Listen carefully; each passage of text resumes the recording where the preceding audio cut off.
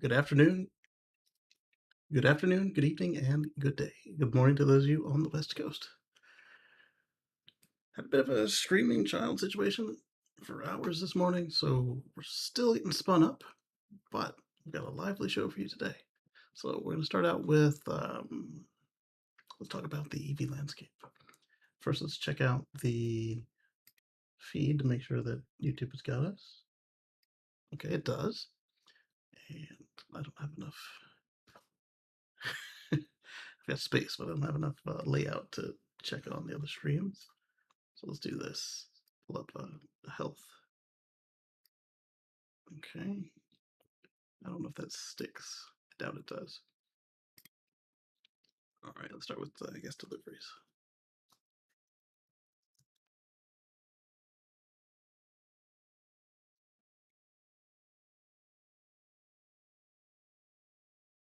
There we go. Let's start with Q4. Let's open this. I guess copy this link. Then we'll take this one, make us a new window. Break that one back down because we don't need it. Boom. Then we'll make it so you guys can actually see what I see. Let's see, I need to get this one ready. Anders says, good evening from Stockholm, Sweden. Good evening, Anders. We'll figure out something to go with this chat box someday. It wasn't this week. Again, the screaming child. All right, so we've got a window, and now we need to tell it what window we want.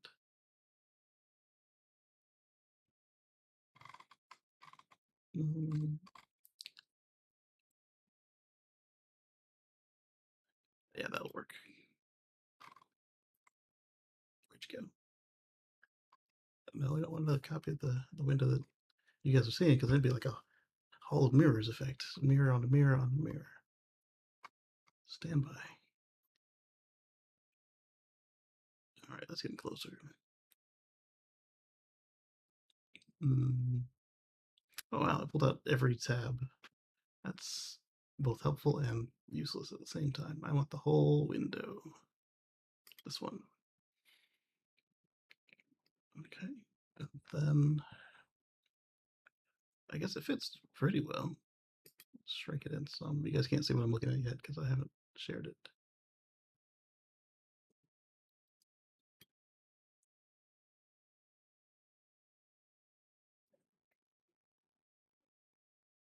There it goes.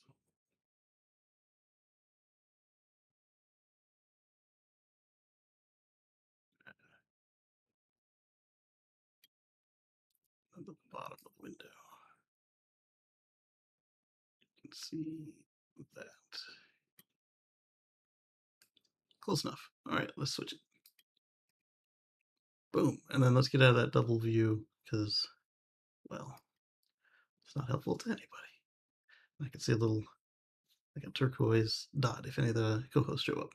All right, so let's get this started. We're going to talk about, well, this is about the Tesla Q4 sales and deliveries. So let's just look at this comment by, top comment by Electrics M. McBride user. Incredible performance by Tesla in Q4 amid continued difficult period in the automotive space thanks to high interest rates, but it is a continued difficult period in the automotive space, question mark. Is it?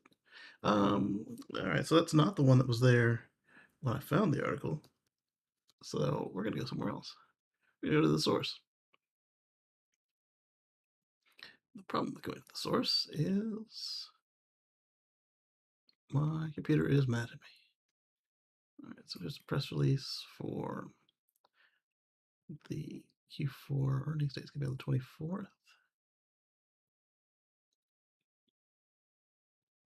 There we go.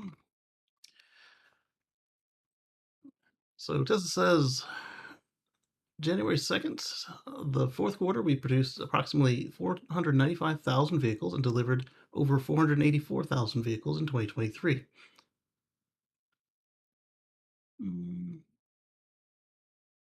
Okay, just the fourth quarter of 2023. That was an awkward sentence. Vehicle deliveries grew 38% year over year to 1.81 million vehicles, while production grew 35% year over year to 1.85 million. Thank you to all of our customers, employees, suppliers, shareholders, and supporters who helped us achieve achieve a great 2023.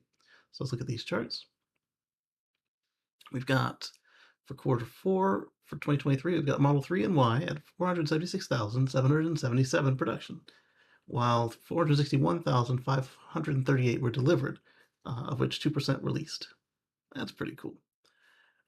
Also, it's nice to see that the gap between production and deliveries isn't as high as one might expect, at least on those ones. For then you've got other models. Other models is going to include the Model S, the Model X, Cybertruck, the Semi, and that's it because we're talking about vehicles right now. So, of other models, they produced 18,212 and delivered 22,969 of them, of which 3% were leased.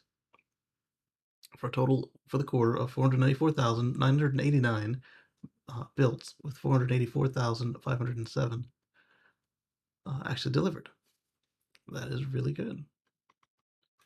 Yet another record quarter after quarter after quarter. Then we've got their yearly numbers. Let's take a look at these real quick. We've got 1,775,159 threes and Ys built, while they delivered 1,739,707. And other models, they built 70,826, while they only managed to deliver 68,874. It's still only a small discrepancy, but man, you'd expect that when they're slower, they'd be able to get that a little tighter like they did with the threes and Ys. For a total of 1.845 million cars produced, with 1.8 cars delivered, 1.8 million cars delivered. That's not bad. They're going to post their financial results for the fourth quarter after market close on Wednesday, January 24th. At that time, Tesla will issue a brief advisory and a link to the Q4 and full year 2023 update. Not bad. And we will cover that on the Tesla Live show. That is on Wednesday, 2020, the 24th of 2024. And it's going to be at 4:30 Central, 5:30 Eastern Time. That's going to be fun.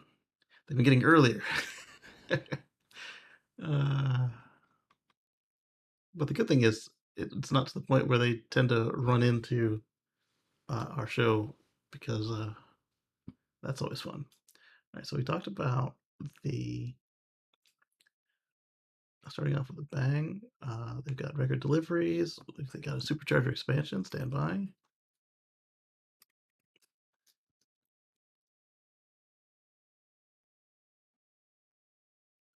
Right. Well, we've got a couple of superchargers to talk about today. Let's start with the supercharger expansion, and then let's move on to that other one.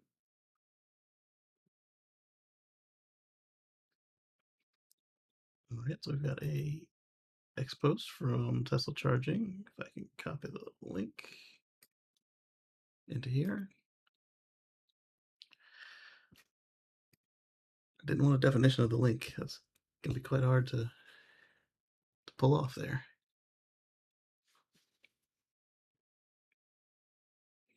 Okay, so this post is from Tesla Charging, the official Tesla account. It says 55,000 superchargers around the world and counting.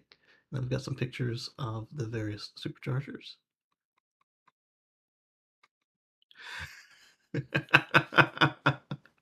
Oh, indeed, that is from their photo. What is that guy doing? He backed into a nose install for some reason. Can't wait to start seeing other automakers using the best charging network this year. Charging anxiety will finally no longer be a barrier to EV adoption. When true high power V4. And what's significant about this is, you guys remember just a few weeks ago, we were talking about when they hit the 50,000th supercharger around the world, the one in California there. And they had painted it red. And that was pretty cool. But now, just a few weeks later, we're at 55,000.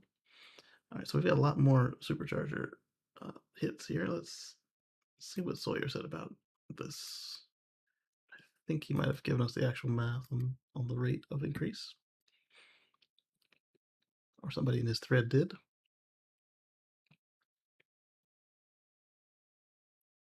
All right, so that comes just 3.5 months after Tesla. I know who he is. 3.5 months after Tesla installed its 50,000th. That's an average of 44 plus new supercharger stalls open per day. Not bad. Not bad at all. All right, so next supercharger bit we've got to talk about is this one.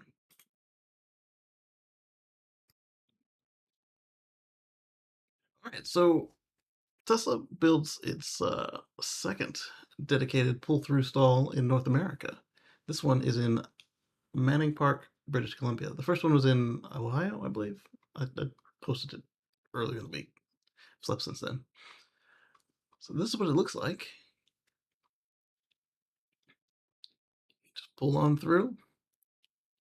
It's going to work great with Cybertruck and F-150 and Rivian and Hummer and all the other trucks that might be towing through a supercharger. So this one is located in the parking lot of the Manning Park Resort along the Crownset Highway 3. Or Crownset Highway, which is Highway 3. And was only discovered last week by Drive Tesla reader Ryan Markowitz, I guess. No, I've totally messed that up. I'm sorry. Despite only being discovered now, the site is already built up fully, but is not yet online and is waiting to be powered up. Here's some more photos of it. As you can see, all 12 stalls at the Manning Supercharger are pull-through, and pull-through stalls are relatively rare in North America, at least. When they're built, they typically only account for a small percentage of the stalls at the station, if that. And this is definitely a first in Canada, possibly the world. And then they've got to update because when you make a broad prognostication and somebody knows better, they'll let you know. And so then we go down to the update. We've been told that one other supercharger station like this in Columbus, Ohio, which has 16 pull-through stalls, which opened in July of 2023. And this is coming from Tesla Charging, new Tesla Supercharger, Columbus, Ohio. And as we can see, totally pull through. Gotta love it. There's a lot more of these in Europe for some reason. I guess because more of the cars are rated to tow over there. And then there's the aerial view of the Columbus from Google Maps. Not bad. How do I know it's Columbus? Because we've got 4 supercharger cabinets in the top left there instead of 3 that we'd have for the Canadian one.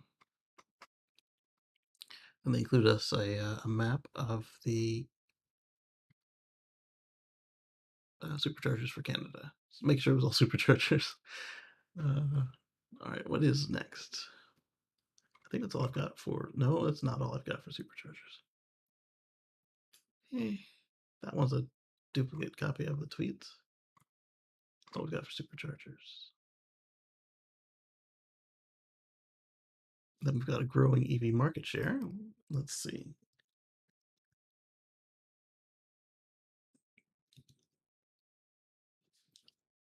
Well, we've got several market share increases. Let's start with this one from Tesla, and then we'll go on to the rest of the world.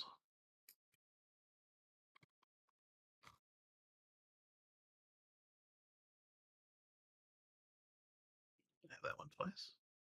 I sure do. Hang on one second.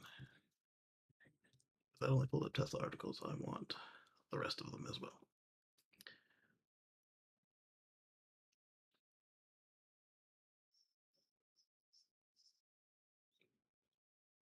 I've got one more on supercharging. It's only for our European friends, and it kind of ends today. Tesla extends lead in Norway sales. EVs take 82% of market share. Okay, so that's why these articles were separate. This one combines the two, and the other one was just Tesla. All right, so no, this isn't it either. This is just Norway. All right, so coming from Oslo, Tesla topped Norway's car sales for a third straight year in 2023, extending its lead over rivals despite ongoing conflict between U.S. EV maker uh, and IF Metal and friends. Uh, Almost 5 out of 6 new cars in Norway last year was powered by battery, with Tesla's share of the market rising to 20% from 12.2% last year. That's pretty darn good. And electric vehicles accounted for 82.4% of new vehicles sold in 2023, up from 79.3% in 2022, according to the Norwegian Road Federation. That's pretty good. It's outstanding.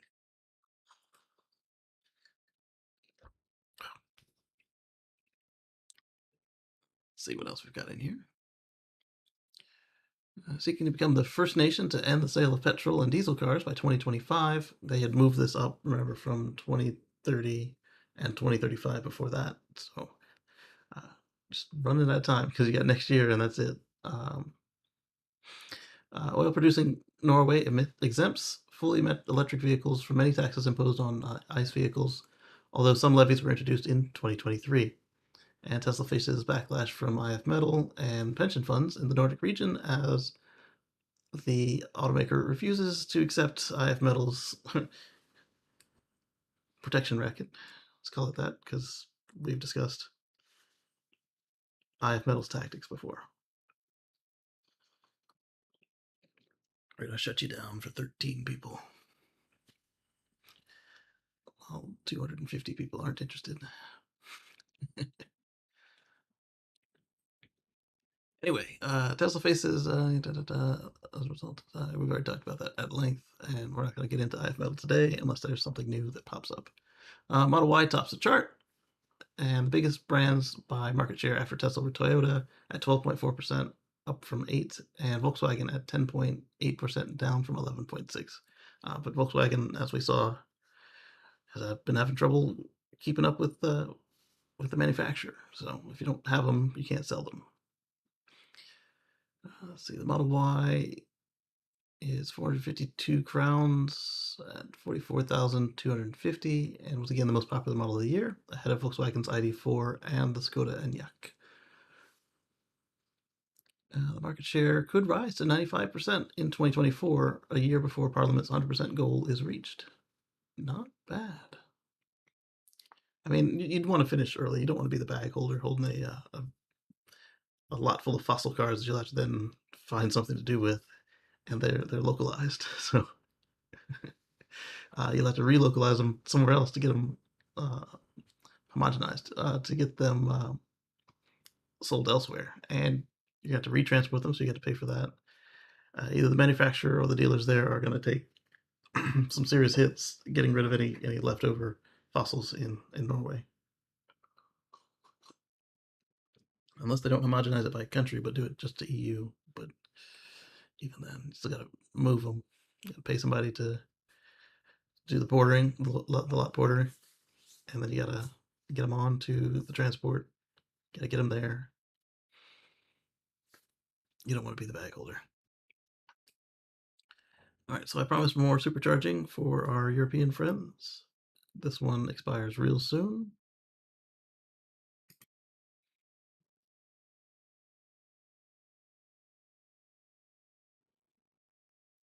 No. The reason I run ad block is I've had a couple viruses pushed to my machines through ads. Uh, so, just a blatant response to everybody. Uh, I do subscribe and pay for content, but I can't do that for every newspaper out there, like all the paywall newspapers like New York Times and Wall Street Journal and all them. Especially since they don't often have stuff I want to read. Um, but not just them really, but we've got like the Milwaukee whatever and the just the random little newspapers all over the country. I can't do it. So anyway, this Tesla promo, free supercharging to non-Tesla EVs in Europe, and that was exactly 7 days ago because they announced it after we ended our show. Ooh, you know what? This ended yesterday. I'm sorry. I mentally added the days wrong in my head when I put it on the list. So hopefully some of you guys had a chance to enjoy some of that free supercharging in Europe. Let's move on.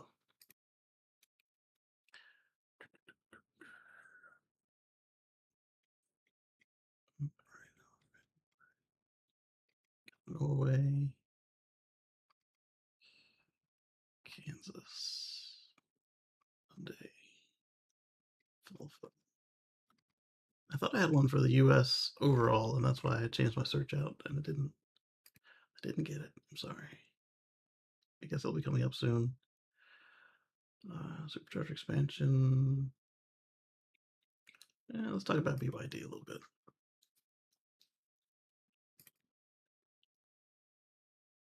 Check out the bit rate is lower than recommended.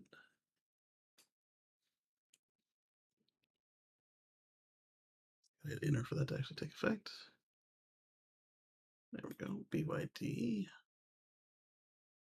And by BYD, I'm not talking about the headlines that made the news this week, because that is not a game I particularly do. Like, oh wow, I forgot to update the title to the show. Stand by. Title. I've got it right on the on streams, but I did not update it on here. Let's hope I spelled January right.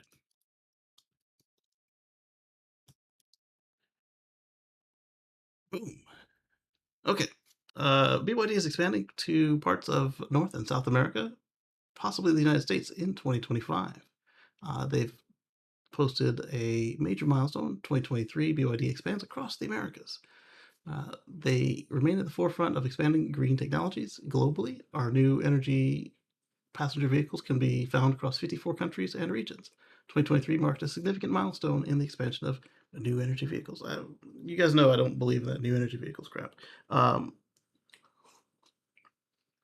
Because that includes not just plug-in hybrids, but also regular old, actually worse than regular old hybrids. It includes full hybrids, but it also includes the hybrids, the mild hybrids with the large starter battery and a beefy starter motor.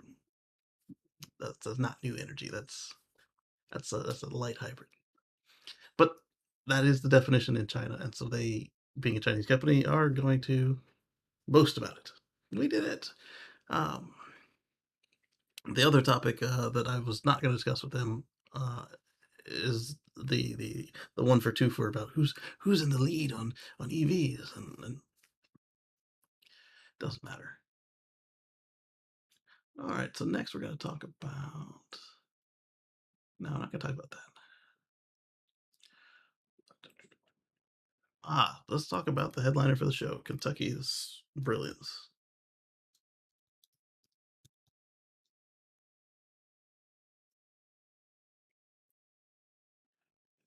Kentucky isn't the only place to do this, but this is one of the worst examples we've seen yet of what our friend Dan likes to call the no gas tax.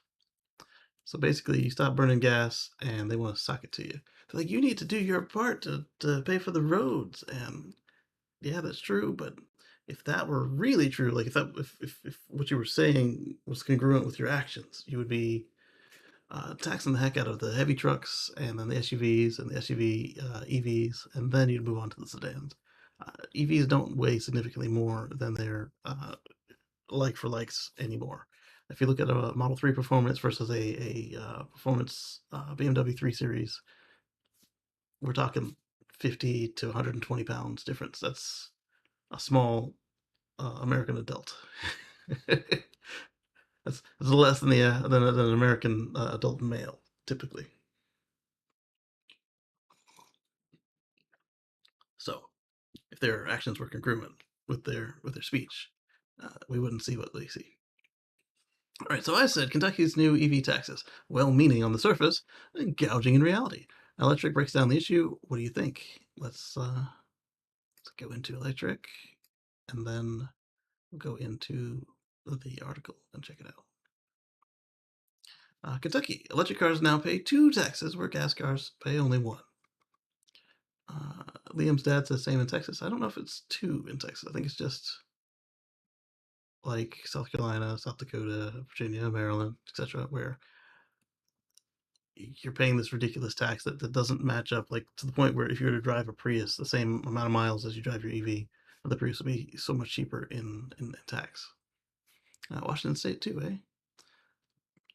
So let's get this in here. I don't want the picture loaded. I want the link.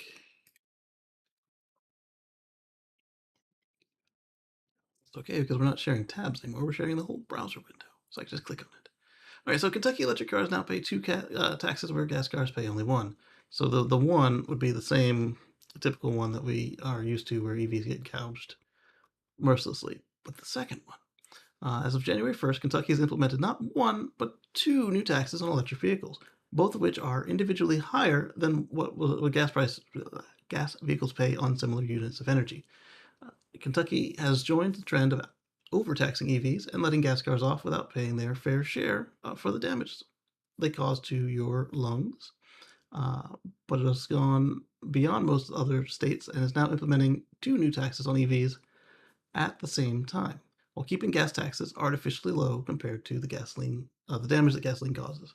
So not just your lungs, the environment, you know, you've got carbon output, you've got uh, everything that they do that an EV doesn't do. So obviously you've still got a certain amount of weight on the road, and you still got the rubber particles coming off the tires, and actually the EVs will have less brake dust because they'll have regeneration or recuperation depending on where you hail from.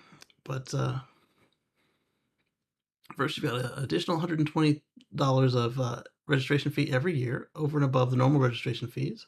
And they're not the first to do this, obviously. Like I said, South Dakota does it too. And um, who else does it? Virginia did it. I believe Maryland did it. A lot of places do it. Doesn't mean it's right. But not just that. There's punitive taxes existing on a majority of U.S. states at this point. So there we go. That's at least half of them. I guess at least one more than half of them.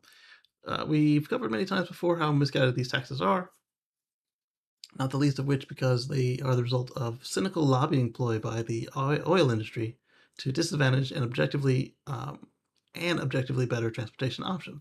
Kentucky's fee is lower than most, and so is their income, than most of the other states, but it is still taxes EVs at a much higher rate than a similarly efficient gas vehicle. A 140 mile per gallon gas car, if it existed, would pay $30 in gas taxes in a year if driven 15,000 miles. But 140 mile per gallon equivalent EV, of which there are multiples, they pay $120 no matter the mileage. As a flat fee, it also adds a small disincentive for drivers to remain low mileage, which doesn't help with congestion or road use. There's that. I'm gonna get my road usage. You got me for it. That's not actually how I feel, but that is what a lot of folks would say. Right, then, where they hit you again, this is going to be fun. At the public charging stations, they hit you with an additional 3 cents per kilowatt hour of electricity distributed. So that's basically a sales tax on top of something that is already sales taxed. Um, this is similar but larger than Iowa's dumb EV charging tax, with both taxes applying to public charging but not home charging. They could do it at home, but hopefully they don't do that. You know why they don't do it at home? Because they'd have to pay for rewiring and adding meters, and they don't want to do that. Basically, what you have to do is pull the EV charger off onto its own sub meter, and then tax that. But you'd have to do it outside the building, where if any of the wireless tech failed, the utility could still go and read the separate meter and then get them their VIG. Whereas on a public charger, they tend to be on their own meters, and then you can just do it right there on the spot. The utility meter inside the charger, as well as the utility grade meter inside, or revenue grade meter inside the charger, as well as um, the one on the station itself to kind of double check it. So the 13 cents per kilowatt hour, this would represent a 23% or 46% tax on electricity. Oh my goodness. Although public, usually public charging is more expensive than that. Uh, yeah, because they gotta pay for the spaces and they gotta pay for the demand charges.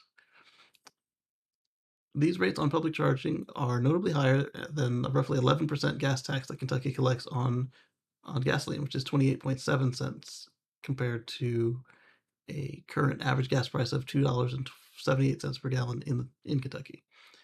If that tax were calculated on a per kilowatt hour basis, it would be about 0.85 dollars, so 85 cents per kilowatt hour. Oh wait, no, I said that wrong. 0.85 cents per kilowatt hour, and meaning that electricity is taxed at about 3.5 times the rate of gas, or 7 times on state property. Oh yeah, because if your EV charger is on state property, they tax it even higher than if it was on public property or as private publicly accessible private property, so like malls and such. So yeah, 7 times on state grounds. And gas vehicles do not have to pay an additional registration fee due to their powertrain, despite the damage that they do to every Kentuckian. So I wanted to hear what you guys thought about this because it was a little bit more egregious than some of the other schemes we've seen these people pull, trying to protect gas and keep it low while making us pay our fair share. I don't mind paying a fair share, but make it actually fair because this crap is not, it's not that.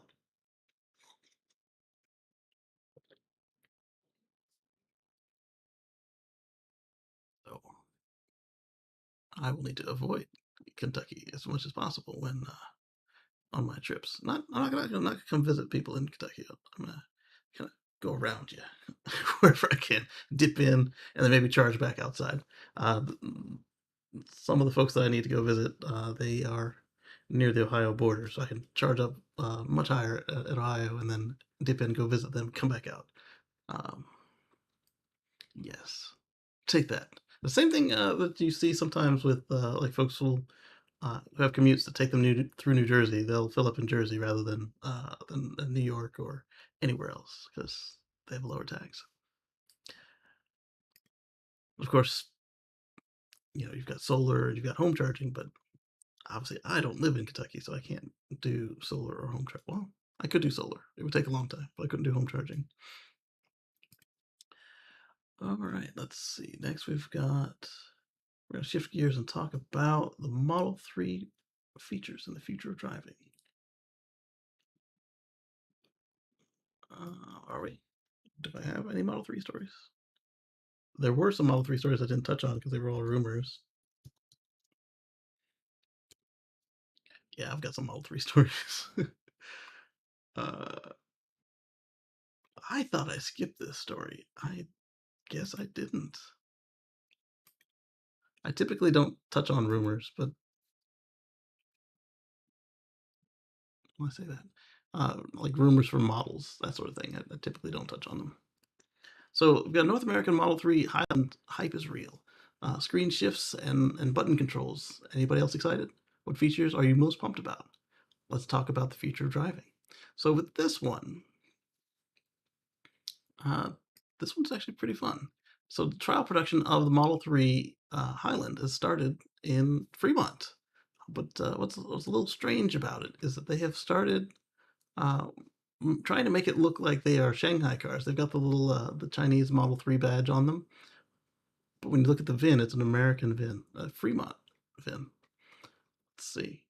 I hope they have bidirectional charging like the Cybertruck. Uh, I know Chinese version did not have it, and uh, we might have the bumper cam, but I don't see us having the bidirectional charging because, as I said to this person, this is unlikely as the other Highland vehicles didn't see such extensive changes. It'll likely be there for the next overhaul of the model, though. 48 volt and unboxed. It's all over for the sedans out there, but Tesla, I welcome all the EVs. All right, so let's go and look at the article.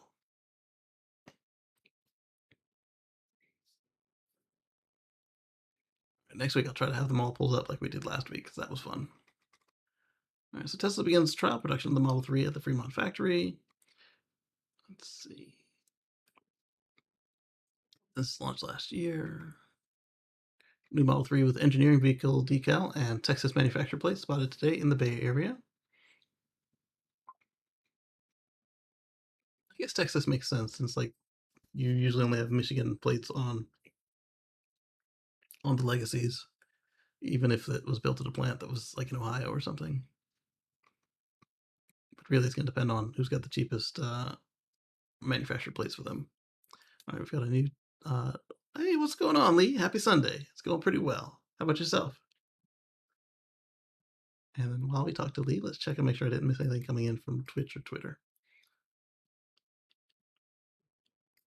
Nope, they're showing up as blank, which is fine. I forgot to ask Google about that thing.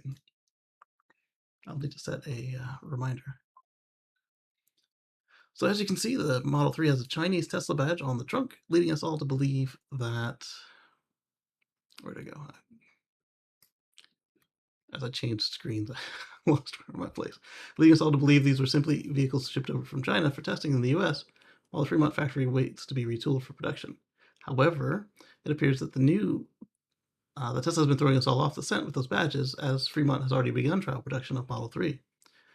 While there's no photo of the VIN taken from the vehicle above, another blue Model 3 was spotted with Fremont, or in Fremont with the same logo, and had a VIN starting with 5YJ, which indicates it was built in Fremont and not China, which starts with LRW. The sticker on the windshield shows that it was newly built with a manufacturing date of December 7th of 2023. Not bad. Uh, they might start removing these stickers on the decoy cars in the future. It's unclear how many units have been built in Fremont. It doesn't matter. They're trying it out now, and eventually it'll be available. So if you are in the market for a Model 3 and you want gear stocks and the old look, time is running out. Also, your tax credit on that is gone, unless you're getting a performance model. Speaking of, we're going to talk about all the cars that are qualified for the $7,500 tax credit, and it's now available at point of sale if you're a dealer. So whoever holds the dealer license that's handing over your car, so they don't have to actually be a dealer, they are able to give you your point of sale rebates that they either can come off the price of the car or it can count as a down payment to the car. And Lee says, Dragon and Tire, but ready for your show. Excellent. What's going on, Timothy? Says greetings. Good to see you. Let's paste and go on this, and let's go ahead and transition into the fueleconomy.gov table. All right, so we want delivery date of January 1st, and all of these are optional, so let's do a little, we only care about EVs. No, we care about plugins too. Some of you guys are in an area where that doesn't work. All right, now I need to zoom in a little bit because even on the regular screen, that's hurting my eyes. Okay, so here are all the cars that currently qualify for the credit or the point of sale credit. You've got the Bolt EUV 2022 to 2023, it gets the full credit. The Bolt EV 2022 to 2023, the full credit. They should have stopped production on these already, so you're going to be looking at old stock if you catch one. That's why they don't have a 2024 year right here. The Pacifica PHEV, which is the minivan, but it's got a plug-in like the old Volt that I used to drive. So you can go some amount of miles on electricity, and then after that, it's on a V6. That one's 2022 to 2024 model year. You get a 3750 credit. I guess the battery is too small to qualify for the whole thing, or wait, I'm on the wrong line. I'm sorry. You get the full tax credit on this guy, $7,500. And some folks have pointed out that they don't think that the PHEVs should get the full credit because they only halfway went there. And I would say for something like this one, the Pacifica EV, where it's got less than 100 miles of EV range, I would tend to agree with them. But something that's coming out like the Ram Recharge, that one's got over 190, 200 miles of range on the battery. It only needs the range extender for towing and to go further. So that one I would think assuming that they get the battery from the right place and they build it in the right place, I would say that I think that one should qualify for the whole tax credit. Also, assuming that it doesn't cost too much. Um, as long as it qualifies for everything else, I think it should be. But something like this one that's got like a 20 to 40 mile EV range, it's not really the same thing. We've come a long way from 2012 where that was acceptable because they were trying to get the 16 kilowatt hour batteries in the car. Then we go down to the Escape plug-in hybrid, which obviously has a smaller battery or non-qualifying or non-fully qualifying battery because it drops down to 3750. The Lightning extended range, it's a pure EV at 7500. Lightning standard range 7500. The Grand Cherokee PHEV qualifies for half the credit, as does the Wrangler PHEV. And the the Corsair Grand Touring. I didn't know this thing existed. Half the credit. All your Rivians, assuming that their price stops at the 80,000 mark, they all qualify for 3750. I don't remember what was going on here, but I think it's the country of origin problem they've got going on that doesn't qualify for the full. And then when you come to Tesla, the list is much shorter. You've got the Model 3 Performance, 2023 and 2024, full credit. The Model X Long Range, full credit. Model Y, and then every Model Y qualifies. Eventually, we're going to see the Cybertruck get on this list, but right now, the only Cybertrucks you can get are above the 80 grand. And both the all-wheel drive and the Cyber Beast have been qualified that they would get the credit if they meet the pricing problem, the pricing, but they don't right now. So they're not on the list. This list seems short, but what we're going to see next is as the models get updated, they'll start to fill in. So let me give you guys the links to this in the chat so you can save it for later.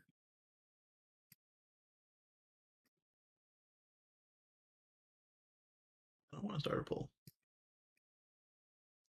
There we go. Just got a link on the screen. So that's kind of cool. It's got colors. So the color would be, I guess, yellow is me, and then Anders and Timothy get green dots because they are channel members. Sweet. I wonder if I can make this bigger right now without breaking anything.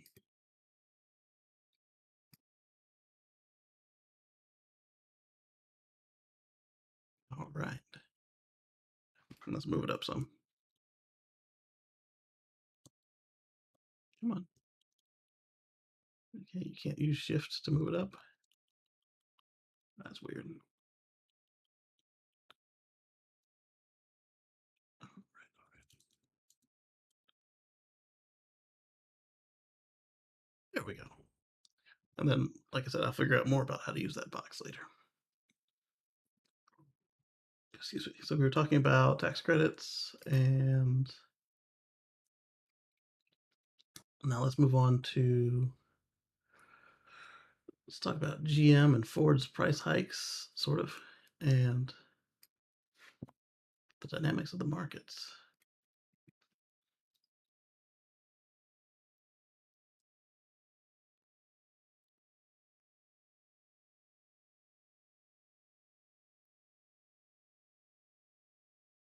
So this is GM and Ford. Ford did something interesting. The prices went up and they went down. I wonder if I should do like a background removal and just have like I'm playing a video game. Doesn't like there's anything interesting in my background anyway. Push me over off of the top of the articles. GM has offered a $7,500 incentive for losing for EVs that have lost the tax credit, while Ford Lightning gets a price hike, which is not entirely accurate. It's true that it got a price hike, but not every trim of the Lightning got a price hike. The Lyric and Blazer are losing the credit for now because of two minor components. What are these components? Washington. Is it really in Washington, or are you saying that that's where the tax stuff is happening? Washington offering tax credits to 7,500 or incentives of 7,500 on their vehicles early this week. They lost a government tax credit. Ford is hiking model prices of the F-150 Lightning by 10,000. I might need a different chart to show you what really happened to the Lightning. The Treasury issued guidelines, which we were just talking about, and GM said last month that all of its EVs would temporarily lose eligibility, except the Bolt. And we saw on that chart they sure did. Chevy Blazer EVs are losing the credit because of two minor components, which are also the Blazer is on a stop sale, so until they get the software updated, it doesn't matter. GM told its dealers it would provide the equivalent to the tax credit on any vehicles that become ineligible. They expect that after a sourcing change, the Lyriq and Blazer will regain eligibility in 2024, early 2024. And it's Equinox EV and Silverado EV, GMC Sierra, and Cadillac Optiq, produced after the sourcing change, will be eligible for the full incentive. So they've probably got some Chinese stuff in there that they need to get from a country that is more friendly to the U.S. That's what I'm hearing, but they don't say what the part is. And I'm sure that Autoblog would tell you what the part was if they knew. And since they didn't, probably what GM gave them. All right, so now I guess I don't need to find that table. We've got this stuff for the Lightning. All right. So the Lightning went as far as down 7,000 for the Platinum 300-mile range, and as far as up $10,000 for the XLT 311A with 240 miles of range. So that is your mix right there. The Platinum, Platinum and Platinum Black. Platinum Black went down just $5,000.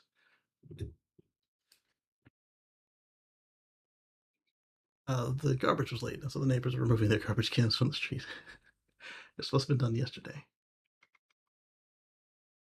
And I heard a lot of bumping and thumping, so I'm guessing the recycle also went. All right, so next up, IR rule A rules still allow leasing, and so if you're leasing, I wonder if you're leasing, you get both. You qualify for the 7,500 tax credits without the battery for North America, or Detroit News reported that 7,500 cash incentive on Mach-E's released through the Ford credit. That's on top of the $7,500 tax break. Boom! There you go. So next we've got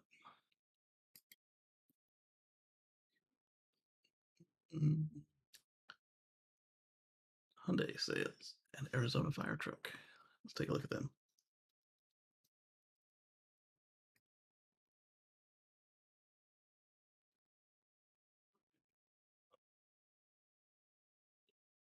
Copy this one.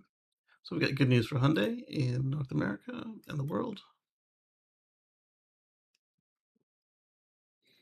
Ioniq sales in the US tripled again in December of 2023 with over 5,000 sales. Sorry, 5,300 sales. It was the third best month for the eGMP based Hyundai electric cars. It's not a bad looking car. It's bigger than you'd expect from pictures and videos versus standing next to it. It's SUV, CUV sized. So that's good for them. Ioniq up 90%. The Ioniq 6 is new. The Kona Electric NA. So I guess that's new as well. It's NA for some reason. The one says new. And the Ioniq family is up 209% to a 7.1% market share. Not bad. All right, let's get to that fire truck. It's a lot more interesting to me than sales figures.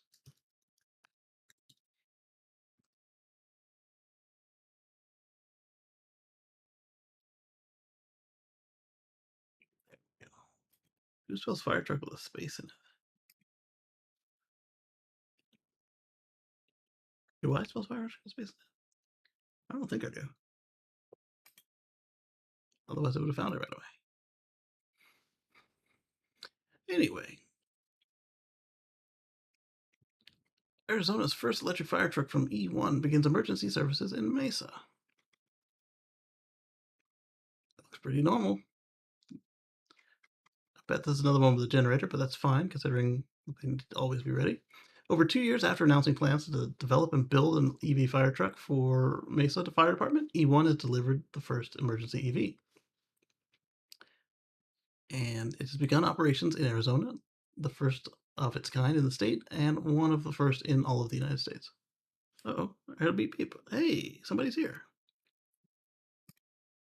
And who do we got? Ah, it's Patrick. I'm going to show you on stream here. There he is. Hey, my What's sound happening? is not right. The sound is not right. You're coming through my speakers. Let me fix what this thing is doing here. Let's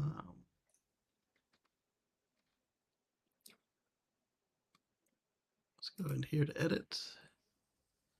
And There we go. Global settings. Audio monitor devices, that one. Channels is stereo.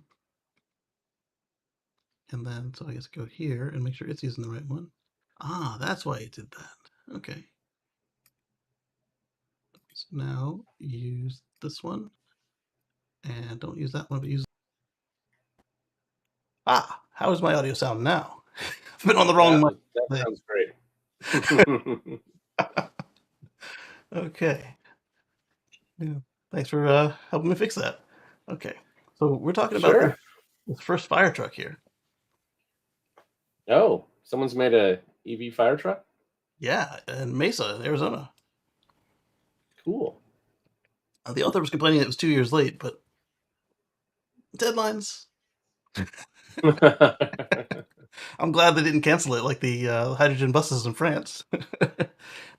I am glad they canceled the hydrogen, but this could have gone that same way. Yeah. Mm-hmm. Yeah. Because the good thing is those buses were switched to EV buses, so we were all good there. I think this is cool. What I think is going to happen, we're going to find out this was a hybrid that was primarily an EV, which is fine. Why do I say that? Because these guys need to be ready at all times to do what we have them on hand to do, stop the fire. Right. See. As we know, hybrids are the gateway drug to full EV eventually. Exactly. And with the, there it is, says plug-in hybrid. I would much rather them be able to make it there and run less fuel than them say, oh no, we're going to have to let your house burn to the ground because we forgot to plug it in after the last call. Yeah, definitely. Yeah. There's a case where battery swap might actually make sense. Yeah, they could do like some of the old taxis and just kind of as they get back to the station, just like have like a like basically a pallet jack, automated pallet jack, drop the old one, slide the truck over, and then put a new one up, or slide the battery over, then same difference. Actually, probably easier to slide the battery than the truck. Probably. At that size. Yeah, have conveyor belts built in the swap station. Yeah. Let's see. I had a screaming child this morning, so I didn't preload any of the stories. So we did fire truck and charging represented. Talked about Hyundai sales boom, electric fire truck, and I guess that's all of the kind of the suggestions for how everything should go. I've got this one here, and now that you're here, you can talk to us about it. You'll see once. Oh, you can't see what's on my screen, but do you have a external screen up? I can do that quickly. Yeah, that's weird. I can't see what you're sharing. Everybody else can see it, but not me. Right. That's what I'm saying. I didn't push it back down the line because I've got I'll have 4 outgoing streams, so I didn't want to do a 5th. And Andrew says, "Hello, Patrick." Probably going to start. Hello. I have to make sure sound is off on this. We're gonna get a weird echo. Echo.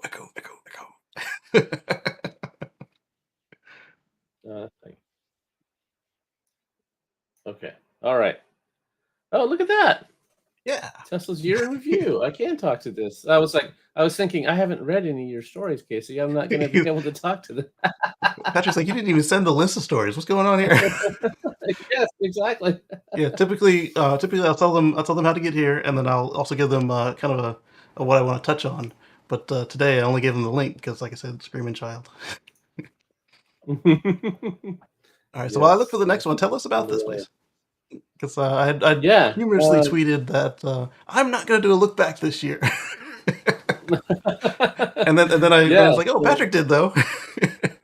right, I did a year in review for Tesla 2023, and the cool thing was Tesla just came out with their little 2-minute video, and they were covering, their year in review, and I was looking like, "Okay, did I get that? Oh, they mentioned the 50,000th, Max, and yes, I've got that one. They mentioned their 5 millionth car. Yes, I've got that one."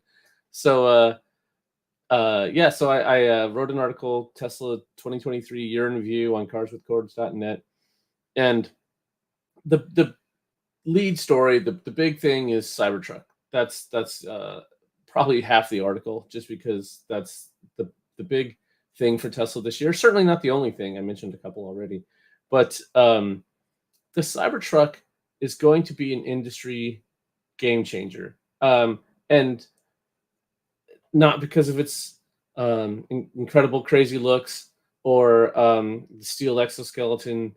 I think the big things that are going to ripple through the industry are 48 volt and the ether loop. So a new gigabit CAN replacement, and Especially as they shove so much more data every through all these new other cars. exactly, yeah. When you've got cameras all around, so many more sensors and screens, you need more bandwidth, and Yeah, the because old 1 megabit CAN bus just can't handle that. right, because our So they were Volts putting in and multiple Priuses CAN bus were networks. yeah, they had multiples, or they would just have to like down do the sampling because our Volt and Prius Mhm. they were pushing the limit, and that was just adding like one battery and two motors. Right. Yeah. So I think the entire industry over the next couple of years are going to adopt both of those across the board as fast as they can. Oh, yeah, Um, yeah. So Highland, of course, was a big deal for last year, and we still don't have it in the U.S. Although right. that should be changing this quarter. Model Y making the best selling car in the world. That is incredible. To think that an EV is now the best selling car in the world. It's been a long time where we've just been this little niche market, and it's great to see EVs finally coming to the forefront. And Tesla's the one driving it there. Yeah, that's Yeah, yeah. We talked about their 82% tribal more. partnerships. Oh Yeah, yeah, yeah, the tribal partnerships I think are really smart. It's a way to work around these antiquated state laws legally, and I hope to see Tesla doing more of that. They did their Master Plan 3.0 release last year, yeah. and that one was different from the others, where the others were more product focused. 3.0 was about a vision for a future free from fossil fuels. Got it in. Which you know I love that. Yeah. Yeah, So there's a couple other things that Optimus. It's going to be a while before that pays dividends, but the progress they've made in just a year is incredible. If you saw the video with it handling that egg, yeah, that is incredible. And one of the things that we've seen robots in the past, but what we've seen are robots that are explicitly programmed. And as we've discussed with FSD, there's only so far explicit programming can get you. It can't get you to the level of nines that is required for safe operation of something like FSD. And I think that same logic applies to something like Optimus. A robot is going to have to be able to be programmed by you showing it. I want you to do this like this. And then there are going to be corner cases, anomalies, and it's going to have to be able to adapt to those. And you don't have to, you don't want to everybody to have a PhD in computer science to be able to program a robot. You want it right. to be able to observe humans, see what they do, and do the things that they do. Yeah, And like, hey, that, Optimus, I want all the blue stuff on the left, all the red stuff on the right, and mhm. then Optimus comes across a green one and says, "What do I do with this?" Or it should know how to handle it, but it needs to know that it Right. needs to know to ask you.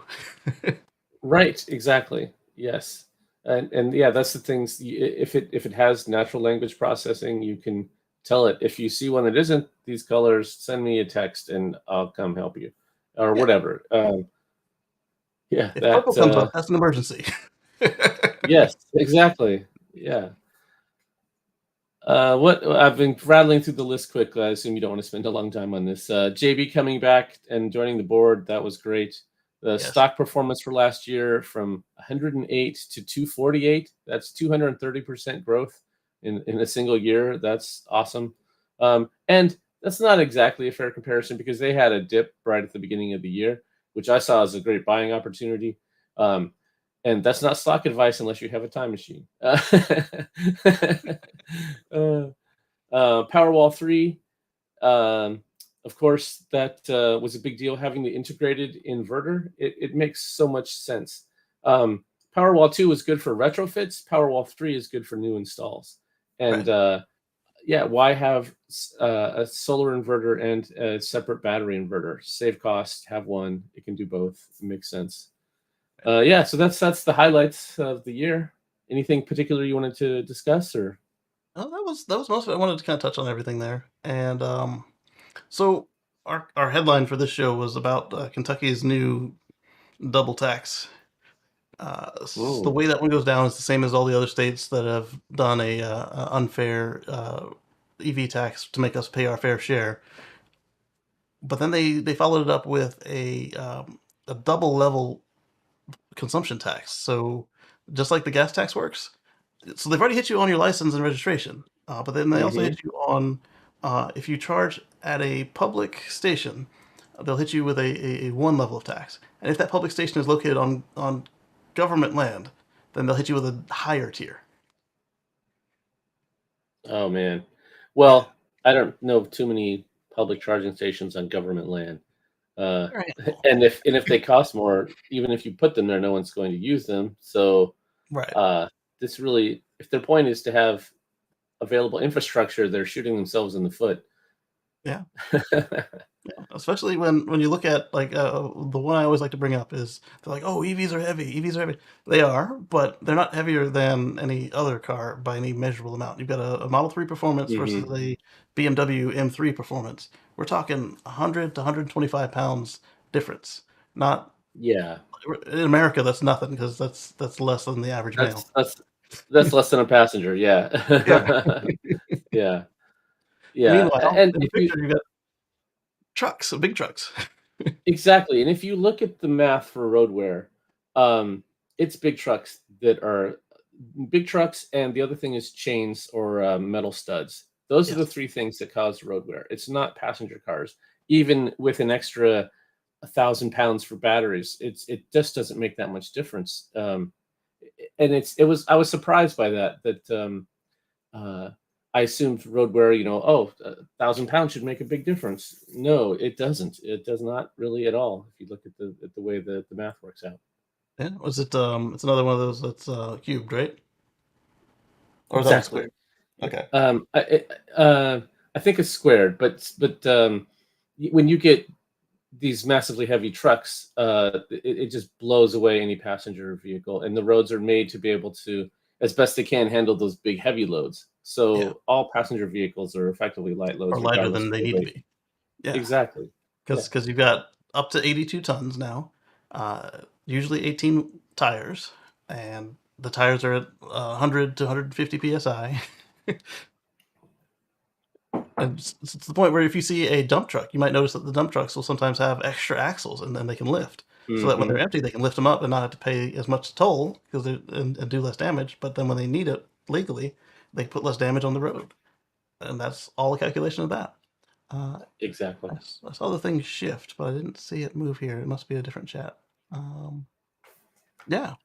So Android Journeys. That's Lee, Timothy, me,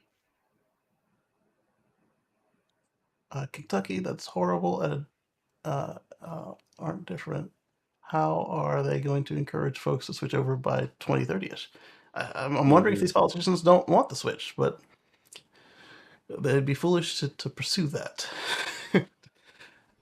because Well, yeah, they go where they get donations. right. But Kentucky is such a cold state that they would be better off encouraging people to go Oh, EV so that they can keep it local. I totally agree. Yeah. Would you rather have the vehicles fueled by your local product or by Saudi Arabian oil? Come on. Exactly. And then they can Yeah. install solar panels and whatever else they wanna do and just keep it all local. Alright, so what we got Yeah. coming up here? That's the nice This thing about EVs is so I used to do a lot of EV events, talking to the public. And yeah, if somebody started asking questions, before I'd answer them, I'd stop and talk to them a little bit and try to figure out what matters to them. Is it the environment? Okay, let's talk about that. Is it yeah, national defense? Let's talk about that. As someone who went to war for oil in Desert exactly. Storm, uh, I have a perspective on that, and so it there's so many angles to EVs, and I really don't like it when they become political footballs, and Yeah, uh, because it helps both sides, and so it's not something that either side should be fighting against. And it's right. annoying when you have someone like Trump in his Christmas address to the world say EV advocates should burn in hell. What Oh, the Merry Christmas to you too, buddy. I mean, come on. right, it's supposed to be a hopeful message. Yeah, exactly. Or a thankful Yeah. message, one or the other, or both. Right. Yes. Oh. Uh, Mm. so we talked recently about Ohio opening the first NEVI station in North America, or I guess United States, 'cause that's what NEVI is. Kansas is number 2. Look at that. Let's Awesome. see if they tell us more about it. They might. They might not. The importance to me was the headline on that one. I didn't actually care anything more Yeah. about details. Let's see what they do say. This one It's is surprising how slow Nevi rollout has been, and right. yeah, that's I'm hoping that the slowness is them trying to figure out what to do with NACS. If it's any other mhm. reason, then that's just sad. But even with NACS, like you put it in with one of the cables, and then figure out what you're gonna do with the other one. All right, so they've got 6 locations, Mhm. and you've got Emporia Flying J, Garden City Loves, Cherokee Pete's, Fredonia Pete's, Bellevue Loves, and Pratt's Casey's. Not bad. Casey's. Yeah. So we know there's going to be a minimum of what four site installs with dual heads, and a minimum of CCS, if not CCS and NACS. Right. So Next was announced as official, but the government was putting out an RFC for the industry to respond, and that's going to take a while. So I don't think NAX is currently in the NEVI program. I think it is still CCS. It has to be at least 50% CCS, and Yeah. the rest they can do whatever. So if they're smart, it'll be NAX. Because what else is it going to be? Chatamo? I mean, no. There's just no There would not reason be for smart that to put going Chevron forward. in there. Yeah. Um, and this is they also addressed the Electrify America problem, and they had a minimum uptime requirement, right? Yes, that is one of the things I'm most excited about. Is that your funds or whatever incentives they gave you have this attached uptime requirement, because infrastructure that's deployed and broken is worse than none, because you Yeah. count on it and then you get there and it doesn't work. Where if there isn't any, you're not going to assume you can charge. Right. So If you yeah, don't know I'm there's really anything, happy to see this. yeah. If you're trying to go like a 1,000-mile journey and there's no chargers between here and there that you know of, you're just gonna fly or take a train. If there's 20 chargers between here and there, and you only need 6, and then you get there and more than one of them is broken, you've got a problem. Exactly. So they need to work 97% of the time. So this is not a Tesla level uptime, but it's one that you can count on being able to complete your trip, and that's what's important. Mm-hmm. Mm-hmm. And some of the states for their NEVI funds to be dispersed, they do require NACS. So that is Texas, was it Washington State? Oh, And, okay, yeah, that's cool. Yeah, so yeah, this is interesting system where the feds dole the money out to the states. The states can add their own requirements and then distribute it. yeah. Usually that doesn't always go the way we expect, but this time it worked out. Yeah, exactly. Yeah, as we were Unlike just emergency discussing, funds, some states like have a different agenda. exactly, like Florida knows how to escape for a hurricane, but Michigan doesn't need that. Hmm. So they each have their like Michigan has a snow evacuation route, whereas Florida would have the hurricane evacuation. So that was another one where it made sense to let them decide. Right. And in Michigan, where you're like in the cold weather to have range reduced, maybe they're a little closer together. Exactly. And maybe have some, block heaters that also work as EV chargers. Oh Uh, yeah. speaking of speaking of block heaters, this is one that ended up not on the suggested list, but is in the show notes. Patrick could speak to this. Electric vehicles are better than gas-powered vehicles in the winter, and here's why. All cars lose Oh. range. Yeah. All cars lose range when the temperature drops below freezing, not just EVs. And this is like simply physics right here. On a EV that's below freezing, the assuming that it doesn't do anything to protect its battery, the chemical reactions in the battery will slow down. The tires will be less flexible, and then you're driving through denser air. And the user is running a heater that uses more of a percentage of fuel than any other engine, because on the gas vehicle, the engine produces so much heat that you have to throw it away somewhere. So it's not you can measure it, but it's not it's negligible as far as it making a difference in range. However, Hmm. now you've got the denser air and the stiffer tires that you're going through. Yes, it can put out more power, but because you can put out more power, you're using more fuel. And then, of course, the regular disadvantages that a fossil has over an EV, as far as like torque control and Hmm. all the little bits. So let's see what RSS has to say. They're not quite mainstream, but they are closer to normal people, but full of nerds than Yeah. our EV sites. Yeah. Generally, I like Ars Technica. I don't Same. know Robin Warner, this person who wrote this one, so we'll see. See what they say. All right, so they come up with. I'm gonna look at the lower screen here just because it's bigger text. Should I make this bigger? Let's try one more. See if it doesn't. 125. Let's go to 150 and see if it breaks. It does. That's why I have it set that way. Okay. Uh, let's see what their points are. So warming the cabin. That's another cool thing is you can preheat while you're plugged in. You can preheat a gas car, but that's going to come straight out of your tank. And same thing will happen if you preheat your EV while not plugged in. Don't recommend that, except to clear the window. Hmm. The heat pump is also another part. You don't. I don't think you have any gas cars with a full heat pump. They all have air conditioners, but that's not the same as a Hmm. heat pump that's got the reversing valves and that sort of thing. And then Octovalve Hmm. takes it a step further. Somebody pointed out as a gotcha for this article. They're like, yeah, well, um, Tesla's got the Octovalve, and then somebody's like, well, everybody's got heat pumps on their EVs, and they don't all have heat pumps. And then something I pointed out is not everybody goes aggressively as Tesla does at scavenging heat. Like Right. they've got uh, the blower fan.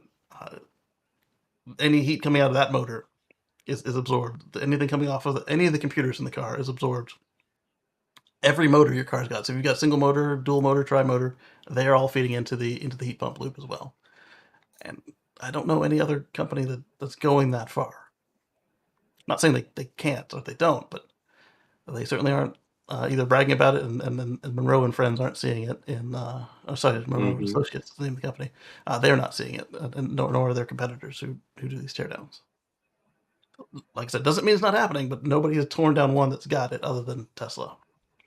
Let's see, Mr. All Electric car lunacy is better than tech. It's so weird that it's difficult for folks to accept that it's newer, better tech. Yeah, absolutely.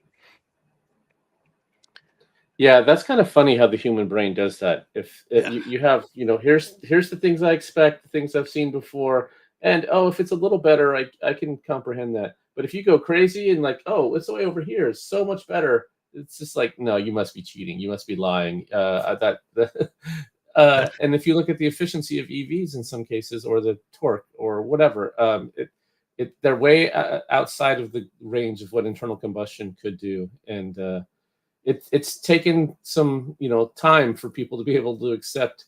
It's taken plenty of gas cars being crushed at the track for someone to go, huh, maybe there is something there. exactly. So the next thing that they pointed out is the handling, and this is something that we can all attest to. Oh yeah.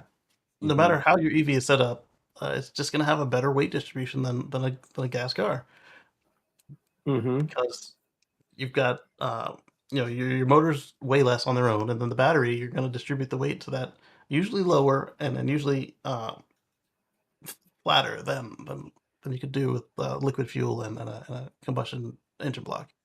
There are Yeah. exceptions like the Better Place EV that had everything in the trunk, and the Mhm. Tesla Roadster original that had everything in the trunk, but those are exceptions, not rules. Yeah, But they were and, still good. our friend, Mark, Coughlin, who lives in Canada, has a rear-wheel drive Tesla Model 3, and he has talked about how that performs better than an all-wheel drive gas car, Yeah, and because of the reasons you just talked about, weight distribution and the traction control, and so that's just incredible. That again, that falls into that's way over here, that doesn't make sense, but, it does if you start looking at the physics. yeah. Especially like you mentioned, the traction control. You can control your torque output by the degree or portions of a degree. It's all digital versus your torque output on a combustion is based on trying to track an explosion, and so a lot of that will involve the brakes, brakes Right. and clutches. Yes. Whereas on the EV, you can say, "All right, I need 30 degrees now," and it'll do it. Assuming that's not Right. you haven't got a stick in the wheel or something. Right. Yeah, and to get power changes, you don't have to rev up or rev down.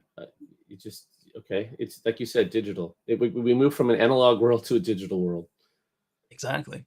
The next point they gave up is emissions, and that one is something that they do year round. So yes, the emissions on an EV will get worse in the wintertime, but they're still at a single point. And if you're still Mhm. nuclear, solar, hydro in the wintertime, then you stay at the relative close to zero compared to what the fossils are going to do. They have winter gas, which it has more power, but also has more emissions. And Mhm.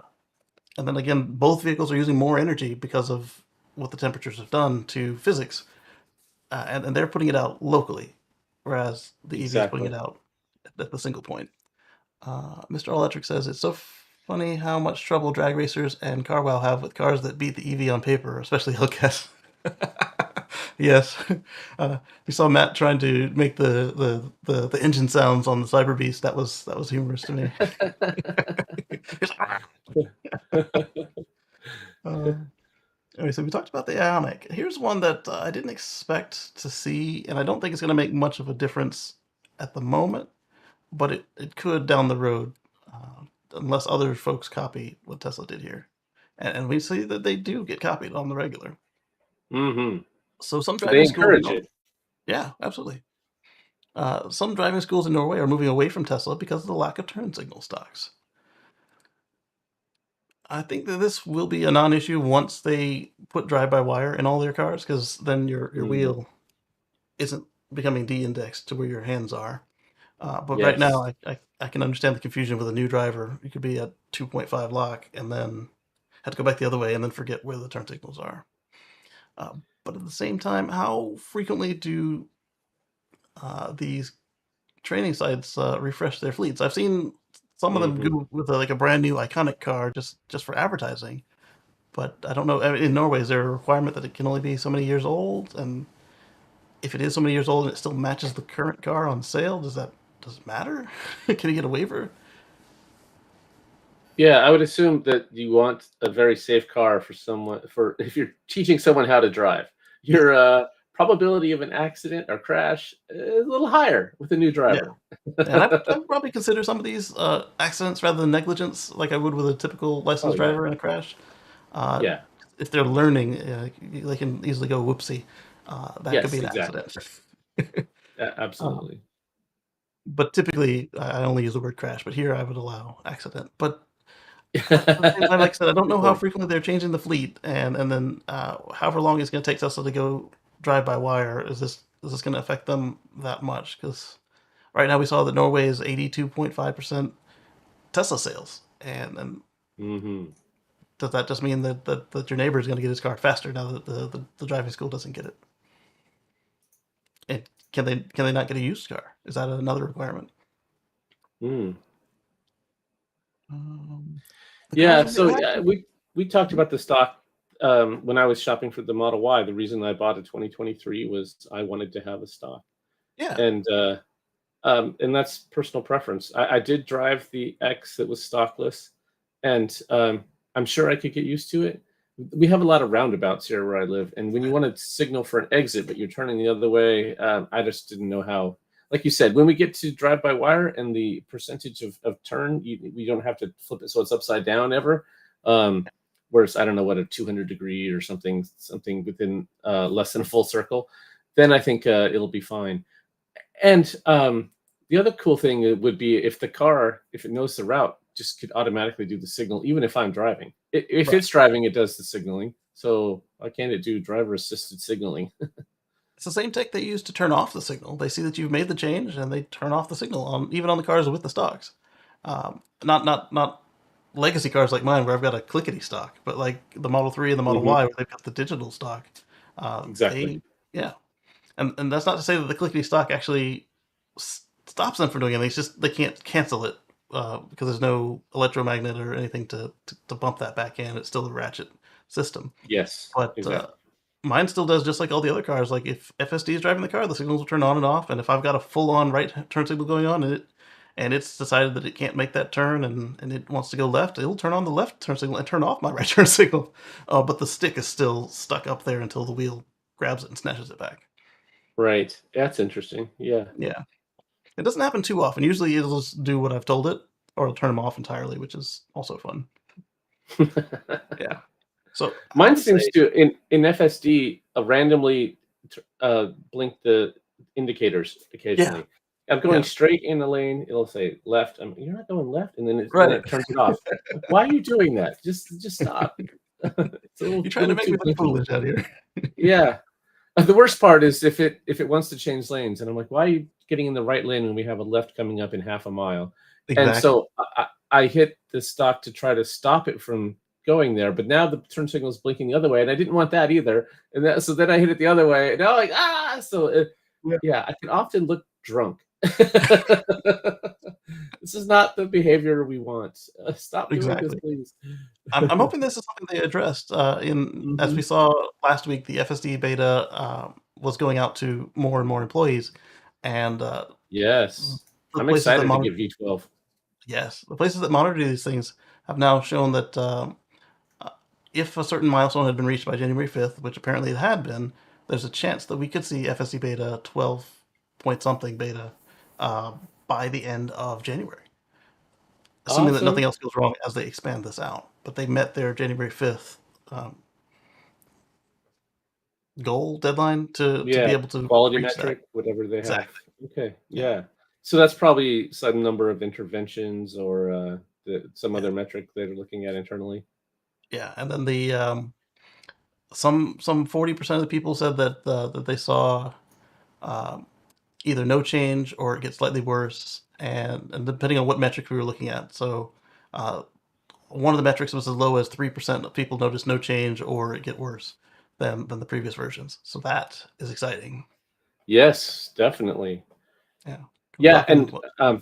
yeah, one of the things Musk said is that they need to deploy it in rainy areas. I'm like, yes, send it here. I'll give you all the Right. rain data you need. Right. It's the same here in the I would wintertime. It love to doesn't. help make it better. Yeah. Yeah. So some of the key things that Musk and others have told us about is they reduced the coding, the manual coding by 300,000 lines of C++. Hmm. And the computer is able to do that now on inference engines, and that should be more efficient because it's the same way that we don't think about breathing. It Right. just comes natural to us. So now the car Right. just knows I need to get over there. I'm gonna put same way you would think I need to walk over there. I'm gonna just put one foot in front of the other. You don't think about which foot or anything. Just go. Yeah, Um, so that means it's not running on their so their SoC has a CPU and an inference engine and this other stuff. So now the CPU uh that's less code for the CPU to run, and maybe they can put it into some lower power mode while the inference engine is doing more of the work. exactly. So next up, we've got some good news for Volvo. They received a $500 million loan for their new EV platform, which is going to allow them to accelerate a deployment of their tech and their models around the world. So they got 420 million euros, and that came out to $460 million. That happened on Thursday. and they're going to use this to build a new EV platform. And since Volvo has already agreed they're going all electric, no more Mhm. gas, this means that it brings about our future free from fossil fuels so much quicker. Yes, it Because does, yeah. yeah, And Polestar is, also part of Volvo related, yeah, Volvo dealer, and they've been all electric from the get-go. So, this exactly. is exactly the kind of thing that auto manufacturers need to do. You keep revising. You have some way. I think it's really smart of them to do the Polestar spin out. Because on a new company, you don't have the same shareholders. They don't have the same expectations for dividends or profitability. You expect a startup to lose money for some period of time, and it's really we talked about this on What Drives Us. It's really too bad that GM or Ford didn't do the same kind of thing to have an R&D company Yeah. effectively, Well, especially because when you it's look really at hard. Yeah. yeah, when you look at the model for Polestar, they're pretty much the same. Like where there's overlap, they're pretty much the same car as the Volvo and the Polestar. But Polestar did what Tesla, Lucid, and Rivian did, and there's no dealer network. They are all Mm, direct to consumer. They do have these buildings, and they do have shops, but it's not a Volvo dealer that's doing it. And in the very right. rare case that they authorize a Volvo dealer to do the repairs, that's like a contract sort of thing. Like, hey, will you do this for us? It uses all the same pieces, but it's not like the same situation that Tesla had in North Carolina. They say, oh, the Matthews gallery and delivery center is too close to the Raleigh store, even though with no traffic you're looking at a 3 hour drive. Meanwhile, you have five Chevy dealers in a 1 hour drive. Yeah, that was so lame. Yeah, Yeah, I so don't know how many legacy car companies are going to be able to make it through this transition. gonna be It's interesting to not. watch. Yeah, definitely. And the pressure from Chinese automakers is something that they haven't had to face before. Right. So, yeah. And now we've But what got do you VinFast, so I was gonna they're say, what do you think the about new VinFast? Korean company. They did something that we haven't seen yet in EVs to date. They went with franchise dealership, so now they're they're stuck in this model because if you put a store up Mhm. in Florida, it's too close to the one in California. Sorry. Uh, so, um, I as much as I think the, dealers are these, bully middlemen, there is one advantage if you're a small company like VinFast trying to go into a new market. There's dealers everywhere. If you can sign contracts with them, all of a sudden you have service and sales locations, without putting out a lot of capital. Yeah, So that from that perspective on paper, it makes sense. Is it the right thing for them to do long term? It could work. Maybe not though. yeah, yeah. They, But they won't be able to change this now until mhm, either we get a constitutional amendment or ruling, or if each of the states that they want to do business in comes up with a law saying that they can not be beholden to uh, the older franchise laws. Because or if they unlike, buy all their dealerships out, which would really be expensive. they could do that, I guess. I don't think they have the I money for mean, that, do they? uh, I mean, they do now with just one dealer, but right? Yeah, nationwide. yeah. If they take off and they start doing well and they get billions in the bank, then maybe they could do that. Yeah. The problem with car dealerships is different from any other dealership arrangement for any product in the country. It's not a controlled substance like firearms or drugs, medications, drugs. Uh, it's not like the iPhone or say a Microsoft Surface. You can't sell it at your Microsoft or Apple store and at Jim Smith VinFast. It can only be one, and once you have Yeah, one, you've chosen. yeah. These are arcane protectionist laws. It's just ridiculous. We're supposed to be a free market economy. This is Right. far And from that. they did have a point at first when they first started putting these down. It was because they were dumping all their inventory on the dealers, and then they decided, oh, we're going to just enter the same market as these dealers and push you out. I understand that, but to apply these to companies that never had a dealer, no dealers being harmed, and then you've got like where they're having to do these workarounds with the reservations. That's That shouldn't be necessary. It's good for the reservations if they are able to take advantage of it, but if there is no one Yeah, being harmed, yeah, and that's the case with a lot of laws. They made sense at one point, and now they've been warped and manipulated and shoved into new situations through lobbying and other things. Now I absolutely. just sound like old man griping. I'm shaking my fist at clouds. Uh, all right, Casey, it's been fun. I got to run. Absolutely. We have a Yeah, we're road almost trip, done. and I'm all charged up now. So, Have a good road trip. yeah, thanks. Good See to you see you. later. All right, don't forget to check out the article, folks, at carswithcords.net. So Thank this you. next one is Samsung and Bye. Tesla have partnered for SmartThings, and what this is it's going to allow the a lot of folks wanted some extra data out of their cars for their home systems, and now you can not just get the data out of the system, but you can also do stuff like when your Powerwall goes into storm watch, you can have it turn off the pool heater. You can have it. Uh, that's probably not a good example because you would never put that on the backup anyway. So let's say you did have something that was a critical load, and you got down. Stormwatch turns on, and you can tell it, all right, let's not run this circuit, like maybe the TV in the guest room or something, and then you start getting down to your load shedding. You can have certain circuits turn themselves off ahead of time using your Samsung Smart Things before the Powerwall has to do it another way, and that's pretty cool. And that was announced. It's going to be showcased at CES, so we'll get to see some implementations of what goes on there. And this one was fun and not fun at the same time. So if you have a Model S, X, or Y order in place, Tesla has requested that you confirm your order is still going to go down, or that you, if you don't by a certain day, they're going to pull it, cancel your order, and give you money back. But the S, X, and Y ranges in the US and Canada have been adjusted due to changes in the EPA testing to make it more accurate. Let's take a look at this table real quick. The Model X long range is now down to 335 miles from 348. The Plaid has been reduced to 326 from 333. The Model S long range is managed to maintain at 405. The Model S Plaid though decreased to 359 miles from 396. Wow, that's substantial.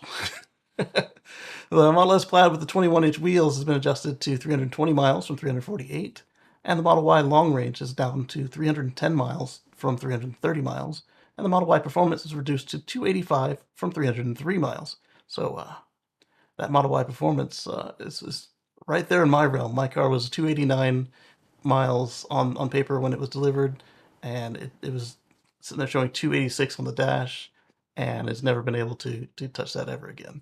Um, it's still well above 200 if I fully charge it, but if I do an 80% charge, I'm looking at 206 miles, so about like a full charge on an old Model S60. But I have an X, so it makes a difference.